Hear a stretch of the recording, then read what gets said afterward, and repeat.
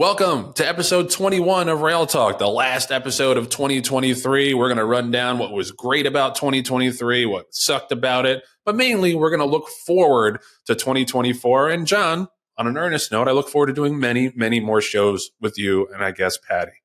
Yeah, I guess, Patty. You know, Joe, it's been a great run so far. I've laughed, I've cried, I've kept myself up at night, and then we've also done the show. So it's been a lot of good emotions. But this is considered the bonus show for our sponsors. We promised them 20 shows in 6 months, and anything more than 20 shows would be a bonus, would be a freebie. So sponsors, thank you for all your support and enjoy this freebie on us. This is a bonus show, so I don't have to wear a shirt or anything, right? We can start cursing left and right. It's Not a that we don't do that already. That's right. It's a fucking free for all. Start the show.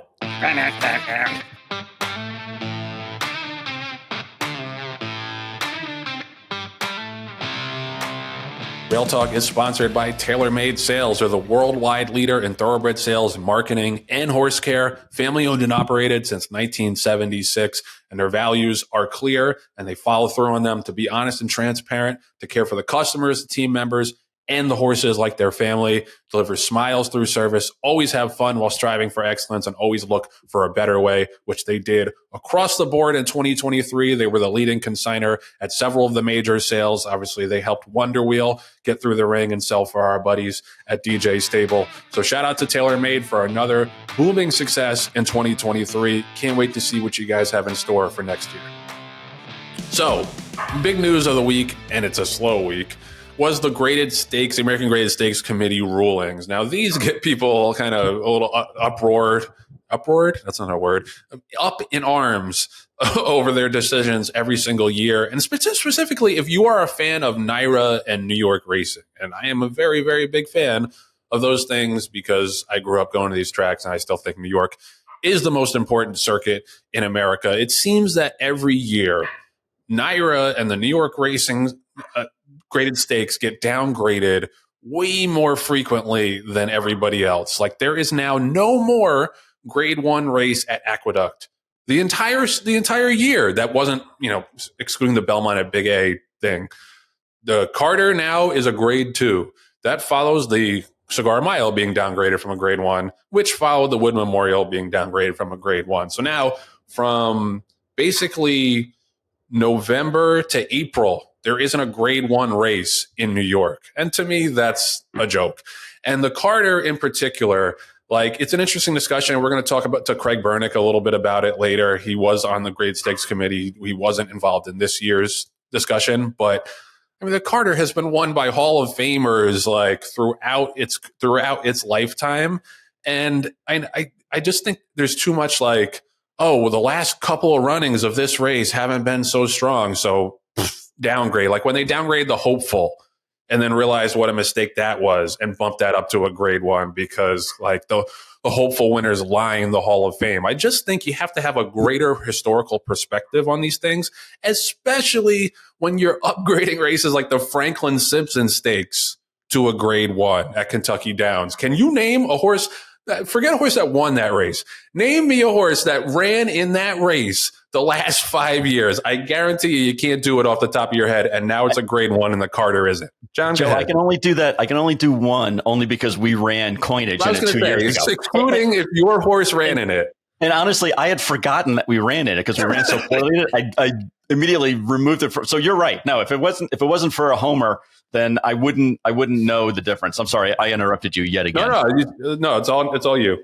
Okay. So yeah, you look at a race like the Carter. Well, there were 5 grade ones that were downgraded, and 3 of them, I agree with the committee, are no brainers. Unfortunately the Beverly D, because it's been bounced around so much and because it's no longer home, run at Arlington, I understand why they did it. It's only had 5 horses in the race in 23, only 5 horses in 22, and only 5 horses ran in 21, and it canceled in 20. So I understand. I get the Beverly D being downgraded. I get the United Nations at Monmouth being downgraded because there just haven't been good horses that have gone in there. They've had full fields most of the years, but none of them are anything to write home about. That's another race where, like, unless you had a horse running in there, I dare you to name me a horse that ran in there. And the Hollywood Gold Cup, you could also make a case for that maybe it should be downgraded, even though Country Grammar finished first and second in it the past 2 years. Senior Buscador hit the board in it last year. There were some good horses in there, but the one that really made me kind of question the whole voting system and the process was the Carter.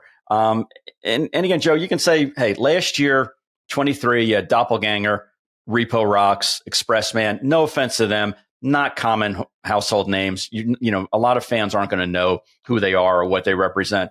2 years ago, the Speaker's Corner won, and he's standing at stud in Kentucky, like a legitimate stud. Reinvestment Risk, who placed in 2 grade 2s, and Mind Control, who's also standing at stud and won a couple of grade 1s. That was your top 3 finishers in 22. Mischievous Alex won it in 21. Vacoma won it in 20, another legitimate stallion prospect in Kentucky. World of Trouble in 19, say what you want about him because he was a Jason Service trained horse, but 2018 was Army Mule, who again ran a 120 buyer. Speaker's Corner ran a 114 and winning those races. Yeah. So if the group goes back 5 years, which according to Craig, Bernick, that's what they do. They take a 5-year snapshot of it. The Carter is one that I would have a question for. The other thing that stuck out in my mind about all these races getting upgraded, downgraded, what have you.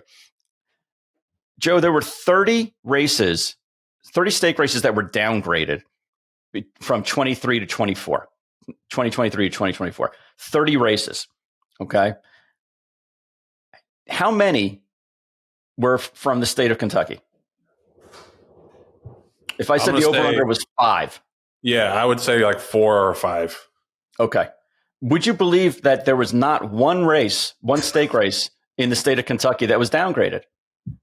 That's interesting. Now you can say, hey, racing is very popular in Kentucky. Racing, the purse money is phenomenal. The boutique meets, whether it's Keeneland, in April or October, or at Kentucky Downs, they get a shit ton of handle and a lot of money and a lot of horses that run there. So they should be upgraded or they should be recognized, from listed to graded stake races maybe. But you can't tell me that there weren't any stake races that were run in the Commonwealth of Kentucky that shouldn't have been downgraded. That to me, I'm not a conspiracy guy, but that to me smacks of just inane homership, okay, on that. There were 4 listed races that were increased, improved, graduated to a grade 3. Okay? 25%, 50%, 75%, or 100% of them were from Kentucky, Joe. 100%. 100% of them. Shocking. Color me shocked. 100% of them went from listed to a grade 3. All in the state of Kentucky. Now, there were 9 grade 3s that became grade 2s. Less than half of them, only 4 of them were in the Commonwealth of Kentucky. So, that's kind of at least, palatable. But I don't know, man. I mean, it's not a homership because I'm not in New York. I wasn't born and bred in New York like you were. So I don't have the emotional attachment to some of these races. But you can't tell me that the Carter deserved to be downgraded, and there was not one stake race, not one in the Commonwealth of Kentucky that deserved to be downgraded. It just doesn't make any sense to me. That's why I love doing this show with you, John. I had not even noticed that when I looked at the races that were downgraded. That is bananas to me. Yeah. Somehow all the graded stakes races in Kentucky in the last 5 years were right up to the standard of the American Grade Stakes Committee. That is mind-boggling. Right. And you look at some of the other races that were downgraded, like the Schuylerville. Like, why can't we have a grade 3 for 2-year-olds at Saratoga? Like on opening day, like it's a tradition.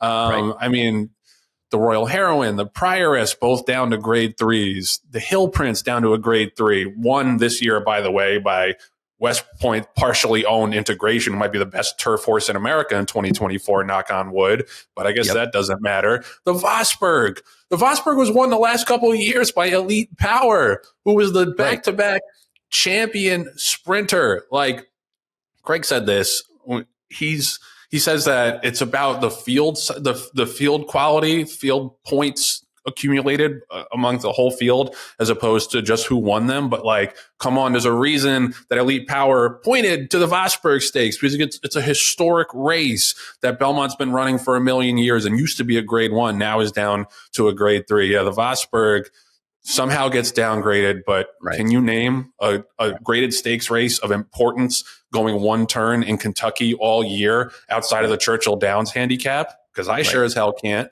And yeah, I mean, yeah, the Unbridled Sydney Stakes up to a grade 3. Like, oh yeah, you know the Unbridled Sydney. We all organize our calendar around that race every year. The Giants Causeway Stakes, which by the way is for fillies and mares sprinting. Never understood that one. Or the Giants Causeway is for 5.5 furlong filly turf sprinters, and the Perryville and the Kentucky Cup Classic are all grade 3s now. Like, I don't get it, John. No, and the problem is that it becomes a self-fulfilling prophecy. Like when you downgrade a race from a grade 1 to a grade 2, well, all of a sudden, a lot of horses that would have run in that race just to simply try to get, a piece of the grade 1 next to their name and next to the family name.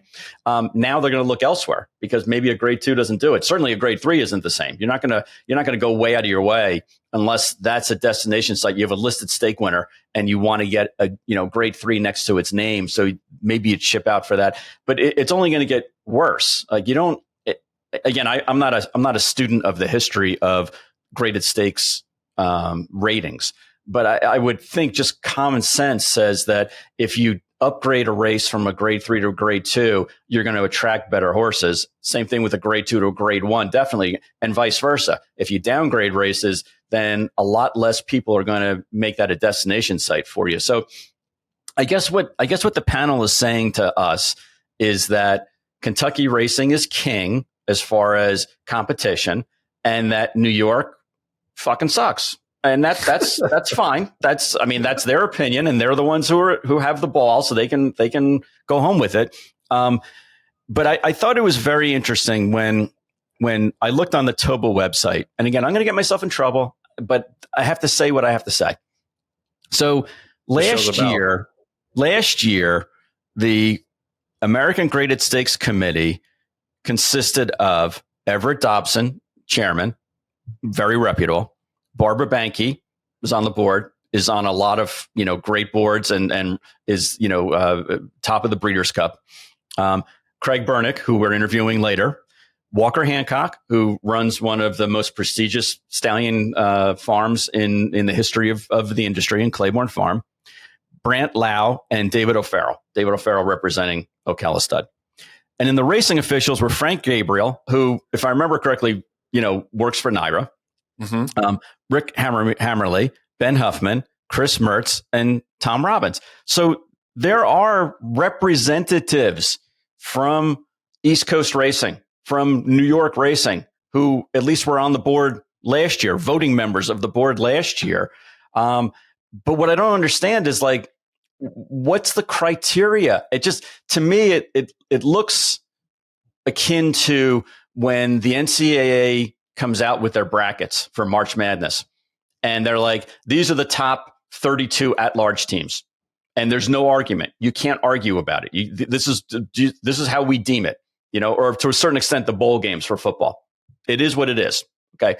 And they're not going to be transparent as far as what formula they use, what rubric they use, because they know that then it could be held against them. Because there is a little bit of Homerville and sentimentality that needs to be a part of it. But at least with the NCAA tournaments, if you represent a conference, you cannot vote on that team that is also from your conference. You have to recuse yourself from it because the voting would be, you potentially have a conflict of interest, potentially a conflict. I didn't read anywhere in the bylaws. And again, maybe I missed it. I didn't read anywhere in the bylaws about the American Graded Stake Committee about who they can and can't vote for, or what the procedure is, or what the process is. But I would hope to God that if Frank Gabriel is on there and has a voting interest for New York racing, then why doesn't he have a bigger voice in the decision making for New York racing. Maybe he does. Maybe he was one of the 11 votes, excuse me, and just got outvoted, and that's fine. But I would personally love to know what the criteria is as far as why some of these races got upgraded as well as downgraded. And there are also, I didn't have time, Joe, but there were also some races that I know throughout the year, you and I have talked about it, either off air or on air, about how the hell is this a grade 2? Or how the hell is this a grade 3? Or a grade 1 even? And none of those races came to my mind yesterday when I was doing this exercise. But I know for a fact there were a dozen times, if it happened once, where you and I looked at each other and were like, how is this a graded stake race? Right. Well, and that's the other part of it. That's the other part of the discussion. By the way, hopefully the Churchill Downs turf course will be operable sometimes in 5 years, because then they might have to downgrade some Kentucky races. They didn't get to run on the turf all freaking year at Churchill, but those races all are still right where they need to be, and hopefully they can go on the turf sometime this decade. The other thing is the portion you brought up, which is there are too many grade stakes races, way too many, and 424 graded stakes races in 2024. 429, excuse me, 429, which is down from 440 in 2023. But like, there's this guy, I forget his name, Gary something. He's Racing Stats and Info on Twitter, and he does a good job. He puts up like these graphics and he keeps stats and everything, leading jockeys, trainers, etc. He posts the graded stakes leaders for jockeys every once in a while, and it's like Flavian Pratt, 45, Red Ortiz, 43, Jose Ortiz, 40, some so-and-so 38. Like, I was like, how? I was trying to do the math. Like, how are there are this many graded stakes races in America? Because I get why that's unpopular to get rid of graded races. Everybody pretty much in the industry has an interest in getting black type on as many horses as possible. But we got shrinking foal crops. So how can you possibly and small fields too. So how can you possibly justify in the year of our Lord 2023 having 429 grade stakes races, more than there are days in the calendar? And that's something that has to be addressed as well. And that's what makes me madder about the NYRA stuff. Is it'd be one thing if they just took a hatchet to 25% of the grade stakes calendar and knock them down. Then it would be easier for me to stomach the Carter being downgraded or whatever. But like you said, when they're keeping all the Kentucky races at the same level and they only get rid of 11 total graded stakes, it seems like there's an agenda. That's to me the only logical conclusion. Right. And when there used to be 400, 500 stake races, when our pool, full crop pool was 35, 40,000 horses. Well, percentage wise, then you said, okay, the top 5% of the crop end up getting black type. That's when black type means something, not when it comes down to all right, there's 21,000 foals born every year. A third of them will never see the racetrack. They'll never make it to the races. So now you're down to 14,000. Of that 14,000, 7,000 of them will win a race. Half of them will win a race. So now you're talking about 7,000 horses that win a race and I know it's not exactly, but 7,000 horses that'll win a race that now have 500 shots to get black type.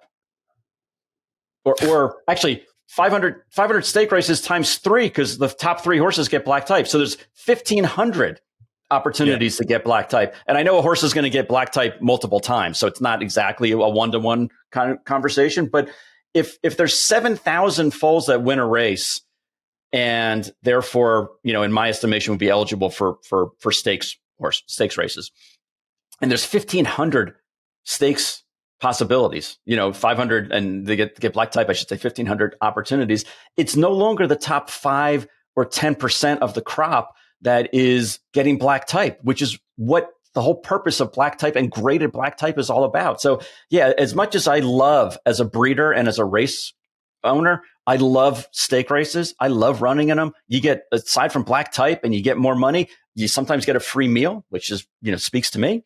But it's a wonderful thing. It's the lifeblood of the breeding operation is to have black type. That's the first thing people ask you after they say, well, who is this horse by? They say, well, what's the black type situation? And that's what moves the needle on all these prices. So I understand why they're not getting rid of the majority of the races. I just don't understand why they made certain decisions. And I would love to know. And if somebody had a comprehensive way of explaining it to me or to us, as then I'd be able to understand it a little bit. I'm not saying I'm against it flat out. I just want to know why certain decisions were made when it's very biased. It seems to me. It seems like it, but it's like you could rule out that bias if you released the criteria.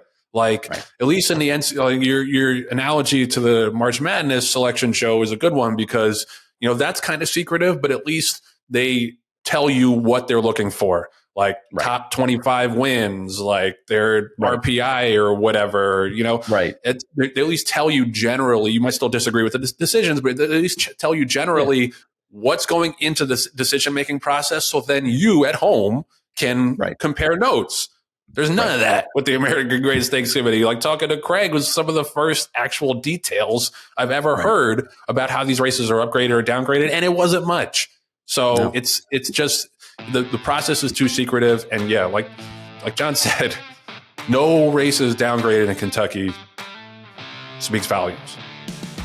Rail Talk is sponsored by the Green Group. The Green Group is the #1 accounting firm in the horse business. There's one reason that no other CPA firm knows the horse industry like they do. Glen Green owns over 200 horses, and his DJ stable has won over 2,500 races. Green Group's got over 800 clients because they make them money and save them taxes. And here is a special offer for listeners of Rail Talk right in time for the holiday season. Glen's offering a complimentary and confidential half-hour consultation. He guarantees you'll get value. You hear that? He guarantees it, like the old Men's Warehouse ad, except this guarantee actually will come through. You were not guaranteed to look good in those ugly-ass suits. Call Glen at 732-634-5100. Do it before year's end so he can prove to you that he'll save you taxes.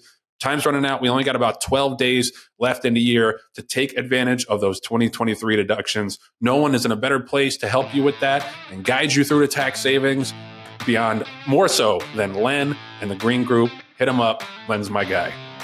I've been wanting to get this guest on Rail Talk for a while now. He's one of the brightest, most forward-thinking guys in the industry, in my opinion. He's the head of Glen Hill Farm. He was the founder of the Thoroughbred Idea Foundation. Craig Bernick, welcome to the show. Hey guys, how are you? Thanks for having me on. Great to have you, man. And we're going to get into a lot of what you do in the industry. I wanted to start off, we talked a little bit about the graded stakes decisions this year and the upgrading and downgrading of a bunch of races. You were part of the American Graded Stakes Committee. You didn't participate this year, which is clutch, because now I think you can tell us some of the secret sauce and how these things are determined, because to me, it seems very random sometimes. There are some decisions that I feel like are supported by data and some that I just feel like they're spinning a wheel and pointing at it and, then determining what grade or what listed stake should go up or down. Craig, can you take us a little bit behind the curtain and what the meetings are like, what the discussions are like, what the criteria is like to make these decisions? Like Joe, you say that some of it's data and some of it's random. So there's the process for the Graded Stakes Committee. They break up all of the races into categories. So 2-year-old colts on dirt, those races are only compared to the other 2-year-old colts on dirt races, and it follows through all the age groups, all the distances, and all the services. So it's not like they're comparing the Carter to, the Breeders' Cup Juvenile Turf Sprint. They're completely different discussions, and the races that are discussed are only discussed against other races in that category. So looking, I obviously wasn't on it this year, but they did upgrade one race, the Franklin Simpson race in Kentucky Downs, which I guess the Franklin Simpson Mile was the best 3-year-old turf sprint. So I can see it being upgraded. I think a lot of horses and a lot of connections kind of land on that racetrack. So when you're comparing Kentucky Downs' races to the other races in the turf categories, they're starting to do really well because there's huge field size. And one of the criteria for the committee, the way they decide strength in the races, are the actual quality points that horses have earned that make up the body of that field. So in a 5-horse field, if Elite Power wins, a lot of horses aren't going to want to run against elite power, so it's going to automatically be a short field. So the quality of that race from the accumulation of the points that the horses make up running against a horse like that is going to be small compared to a race that is deemed more wide open. I think a lot of connections try to take a chance, especially when there's big prize money at Kentucky Downs. So those races end up they end up scoring really well just as part of the system. The 5 races that they downgraded from grade 1, if I'm looking at it, all 5 of those races are for older horses. The Carter is a 4 and up race at Aqueduct that kind of starts the season in New York. The Carter, when it's compared to the other sprint races, it probably was the lowest. But it's always been a good race. I guess that's what happened. And then, Craig, let me interrupt you for 1 second, if you don't mind, because in reading the rules, you brought up the Carter, which obviously out here in the East Coast is very important to us. And in the rules, as stated by the Graded Stakes Committee, it says that they're one of the criteria is they look at 2 years of history. So it's not just like the most recent Carter. I think they look at 5 years. 5 years. Okay. Even better. So you look at the Carter in 23 and you say, okay, there were only 6 horses in the race. No offense to the 6 horses, but Doppelganger, Repo Rocks, Expressman, not household names, not, grade 1 horses. But the year before, you had Speaker's Corner who won and he placed in 2 other grade 1s and he's standing at stud in Kentucky. Reinvestment Risk, who was a grade 2 winner and placed in 2 other grade 2s, and Mind Control, who actually won 2 grade 1s and also standing at stud. So it was questionable to me as to why that race in particular would be earmarked as being downgraded. If you were in the room, is it just that compared to the other grade 1 comparables, that was the weakest of the group, or is it that, or are there other factors at play that maybe we don't understand and should know about? Without being in it, like my last meeting was August, so there's a grading session in December, which is 2 days, and probably the first hour or two they look at a lot of global statistics, black type races as a percentage of the overall races. And they look at that country by country. They look at full crop.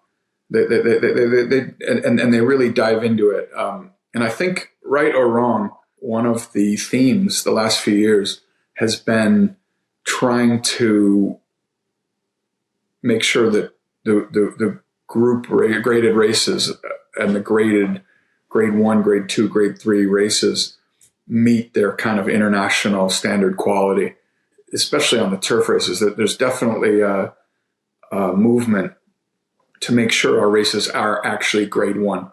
And I think when you reduce grade 1s, it can only help the other grade 1s get better because there's less opportunities. The problem I have is we're giving 3-year-olds way too many opportunities to run against straight 3-year-olds instead of going and racing against older horses. Right. Like I'm doing much more in Europe now, and I think they have the St. Leger in September, but that's really a marathon type race. But I really think that after the Epsom Derby and the Grand Prix de Paris, which is like on July 17th. All the horses have to run against older horses. Like the Coral Eclipse is a 10 furlong race in Sandown, and it's usually an amazing race, and it's in July, and it has the best of the 3-year-olds meeting their older horses for the first time. Like you saw Paddington this year, win the Juddmonte. These horses are running against older horses, and I think it makes for absolutely tremendous quality. Yeah. Where our 3-year-olds, they never have to run against older horses unless they make the Breeders' Cup. They actually never have to run against an older horse. Right. When they win a grade 1, chances are, if they can't win multiple grade 1s, they're going to retire because if they're well bred, somebody wants to stand them, and then our older division kind of becomes decimated, and we're losing a little bit of the quality. So if I were I was one of 11. There's 6 TOBA members and 5 racing secretaries. But if I were just in charge, I would have said there's no grade 1s for 3-year-olds after Saratoga and Del Mar close.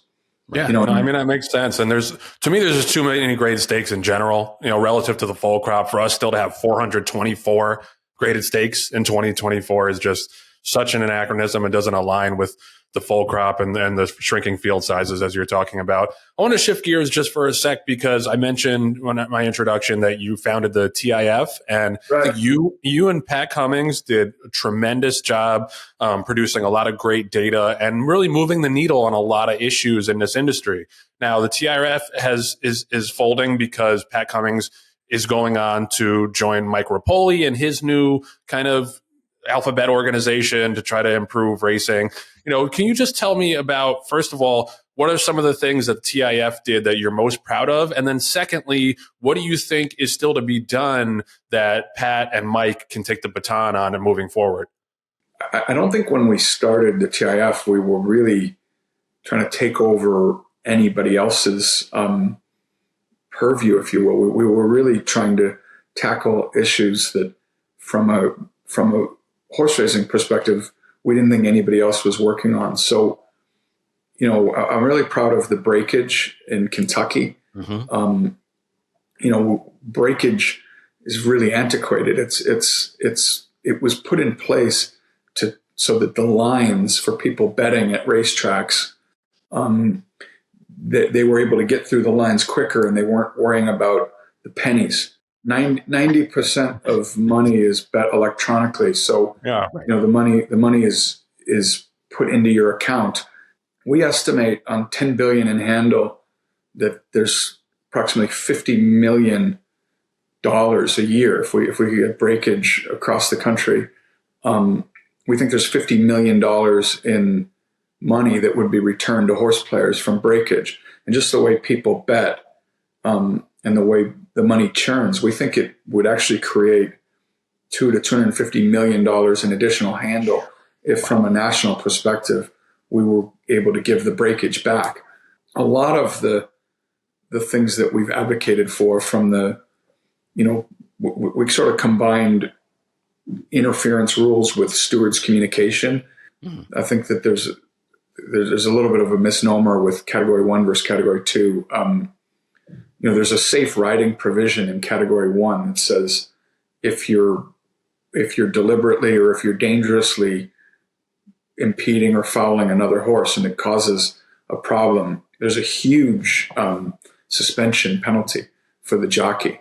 And I think a lot of people thought that when we were advocating for Category 1, it was like, well, you're just going to have a bunch of cowboys and may the best horse win. But that's, I think, Pat always said, and he's right, like, Twitter is where nuance goes to die. So, like, there were these.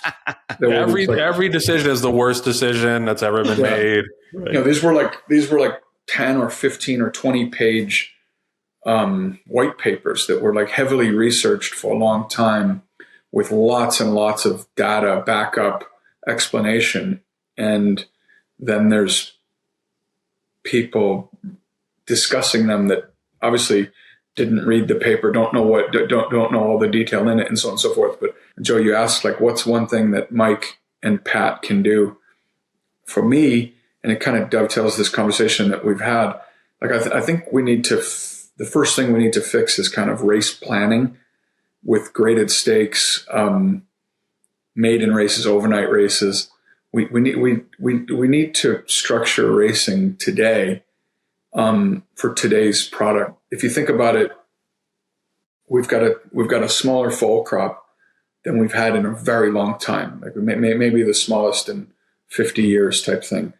And we're a huge country, it's a big space, and I think people sometimes don't realize that. But when we have state bred races and we have sort of jailing races and we have claiming prices, you just think about how many horses that have similar ability never see each other on the racetrack. So you've got horses that are ready to run with no race for them, and you've got bettors that are looking for good field sizes and competitive races, and 5 or 6 horse fields. I don't know Mike well at all, but I did encourage Pat to go work for him. He's going to be, he's very well capitalized, obviously. He's passionate about the sport. And I think like the dream would be that somebody like that comes in and, becomes a real leader in the sports. I think he's the right guy. So I'm very hopeful for that organization. I agree. And just one small thing I think we need to work on, Commissioner Rapoli and Pat, if you're listening, can we stop running races on top of each other? Like, why is it so hard to figure out? Why am I watching the races and there's 4 races going off at the exact same time? Seems like a small thing, but somehow we can't figure it out. Craig, the simplest thing. Yeah, Craig, man, thanks so much for coming on and sharing the insight with us. We love hearing from you all the time. We wish you the best of luck in 2024 with Glen Hill and any other endeavors that you embark upon. Appreciate the time, man. Thanks, guys. Appreciate it. Thanks for having me on. Yeah, no, thanks, Craig. Rail Talk is sponsored by Fasig-Tipton. It was a great, successful 2023 for Fasig-Tipton. We all remember where we were at the Night of the Stars, which is always a marquee event on the calendar. I had my first time at the Saratoga sale this summer, which was so exciting and so fun. I can't wait to be back next year. The New York bred sale was also a big success, the 2-year-old sales and the digital sales. They had 300 horses cataloged for the December digital sale, which I think has got to be the biggest digital sale ever in the history of U.S. racing and auctions. So shout out to Fasig-Tipton for being at the forefront of those developments. And on that note, they have plenty of digital sales coming up after the Kentucky Winter Mix sale, which is their first physical sale, February 5th and 6th in Lexington. They got the February digital sale, the March digital sale, the April digital sale, and the May digital sale before we come upon the Mid-Atlantic 2-year-old in training sale, May 20th and 21st in Timonium. So that's 4 opportunities. Each is going to run for 5 days or 6 days, on the calendar to nominate now horses that you don't have to take out of training, turnkey horses for the buyers. It's blowing up for a reason, and Fasig-Tipton does a better job, I think, than anybody in that realm. So check out those digital sales in 2024. Since this is the last show of 2023, we're going to look ahead to 2024. As you know, John, there weren't too many great memories in 2023, just in terms of like the overall picture of what blew up in racing. Like I was looking at the TDN's top 10 most read stories of 2023, and 8 of the top 10 had to do with either horses or horse people dying. Not to say that there weren't great moments. We've had a lot of fun at West Point. There have been a lot of great performances, but I think it makes more sense to look forward to 2024 and hope for a much cleaner, more prosperous time for everybody in racing. I'm looking forward to, selfishly, some of the West Point horses integration I mentioned. I'm so excited to see what he can do as a 4-year-old. We got a couple of 2-year-olds on the Derby trail. So here I am manifesting us winning the 2024 Kentucky Derby into a microphone. Stretch Ride is among the top of them. He's going to start his 3-year-old year in the Fountain of Youth. We got a couple others too, but the other one is the Belmont at Saratoga situation, because if you haven't heard, which I'm sure you have, Belmont Stakes is going to be run at Saratoga next June. There's going to be a 4-day racing festival up at Saratoga with all the Belmont Stakes you would expect. I'm interested to see how that goes, man, because even in an off year Belmont, you still get a ton of people relative to the capacity at Saratoga. So I don't know if they're going to build new temporary seating or what. It's going to be a big schlep to get everybody, all the horses and horse people up there for 4 days and then to go back down. I know the hotel rooms are already like $1,500 a pop. So it's going to be fun, I think. The big stick in everybody's in the mud for everybody is stick in the craw for everybody is the 10 furlong distance. They're cutting it back from 12 to 10 furlongs. They could have run it at 1.5 miles. They've done it at Aqueduct in the past when Belmont was being renovated the previous time. I don't know, John. I'm hopeful that maybe you'll get a couple of more horses that will be, trainers will be willing to run 10 furlongs instead of 12, especially if they've already run in one of the Triple Crown races. What are you looking forward to in 2024? And I'm also curious to get your thoughts on Belmont at Saratoga. Well, we'll start with Belmont and Saratoga. I think it's great. I really am so pleased that there's not going to be a year where we don't have the Belmont, or where we have it at a goofy time of the year like we had to do during COVID. So yeah, it's going to be a pain in the ass for everyone to go up to Saratoga, but it's Saratoga, and you're going to Saratoga in June. It's not like you're going to Saratoga in February. So it's going to be a great time of year to go there. It's unfortunate that it has to be that way, that one of the Triple Crown races has to be moved. But Joe, if you remember, it wasn't so long ago that like the Preakness and Naira were, considering running their respective races at different times and different dates and different distances. So like this shouldn't be too much of a shock or too much of an interruption for people to do it. Yeah, the 12 furlongs is the ultimate challenge for horses, but unfortunately, the way that the breed is right now, nobody really wants to have 12 furlong horses. So unless they can run on the turf. So, it may be where I remember when 9/11 occurred and Keeneland had to cancel the first Friday out of the sale. And then because of that, they realized, hey, this is actually a good thing for us. It's forcing us to make a change. And now they've adopted that first Friday off, and it helps for logistics, and it helps for travel, it helps the horses. And it's turned out to be a good, byproduct of that situation. I'm hoping that the same thing happens here with the Belmont, where maybe when they come back, it doesn't have to be a 12 furlong marathon like it's been in the past. And I know that that's contra to tradition and all that stuff, but it's modern times, and we just don't breed. Just like when I did the interview with Kimberly, who wrote Lexington, they used to run, races that were 4 miles, and they would do that, and then 45 minutes later run another 4 miles. Well, they don't do that anymore, obviously. So we can change. We can definitely change. As far as what I'm looking forward to for 2024, Joe, we have 4 horses that we've named on this show: Burner Account, Change at Jamaica, Naval Hospital, and my favorite, Mean to Me, that are all going to be making hopefully their debuts in 2024. So it's going to be fun to watch them train and to talk about them and see how they're doing. And ultimately, when I may be a little nervous when the first one goes into the ring, goes into the gate for the first time. God forbid I saw one of them. Oh my God! Can you imagine that? Can you imagine the rioting that would go on if we sold them? Stephanie knows what you look like now too. That's true. That was a Freudian slip. Listen to the audio. She'd only listened to the audio before. Now she knows what you look like. Man, yeah, I'm the good-looking younger guy. Exactly. And the last thing that I'm looking forward to, hopefully, I'm trying to manifest this for 24 as well. And it's not even a selfish wish. It's that one of our friends and partners, Gary Barber, that he wins the Sovereign Award as leading owner in Canada. The guy ran 170 horses in Canada, 37 wins, 42 seconds, 28 thirds, 22% winning percentage, and he won 10 stake races at Woodbine alone. He was first and second in the King's Plate with Paramount Prince and Elysian Field. He won the Canadian Oaks with that filly.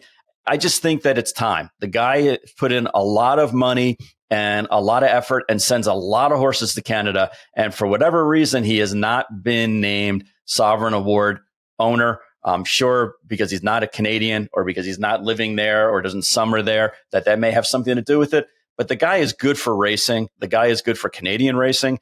And it would just be nice to have him be recognized finally after all these years, because it's the right thing to do. He deserves to be the leading owner, the Sovereign Award winner, I should say, in Canada for this year, which those announcements will be in 2024. Wow, John using his time to advocate for somebody else. So selfless, as I've always known him to be. Me, I just want to win the Derby.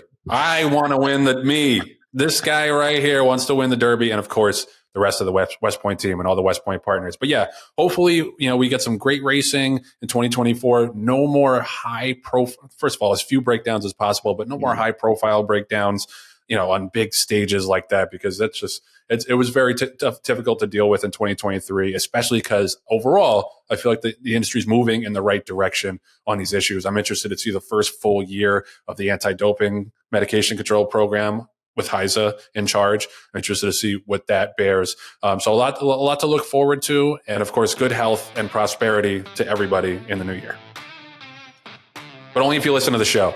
Otherwise, fuck you if you don't listen to the show. Otherwise, I want to dedicate this episode to a very special person in my life who passed away last weekend. My uncle, Alan Damaris is his name. He was a big supporter of the show, and I always appreciate. He was always liking and sharing and commenting, and just every time I saw him, would ask me about the show and how it was going. And he's just one of those guys that he was just a supportive person. Whatever you were into, he was into, and he was just had so much love for all the people in his orbit, his friends, his family, especially his grandkids. The funeral was on Saturday, and it was an unbelievable turnout with people telling great stories, funny stories, and just appreciating the amount of love he brought to their lives. And I'm no exception. I'm chief among those people. So thank you, Alan, for everything, for all the support, for all the love over the years, and condolences, of course, to his lovely wife, Joni, who's also my aunt, one of my favorite people in the entire world, and her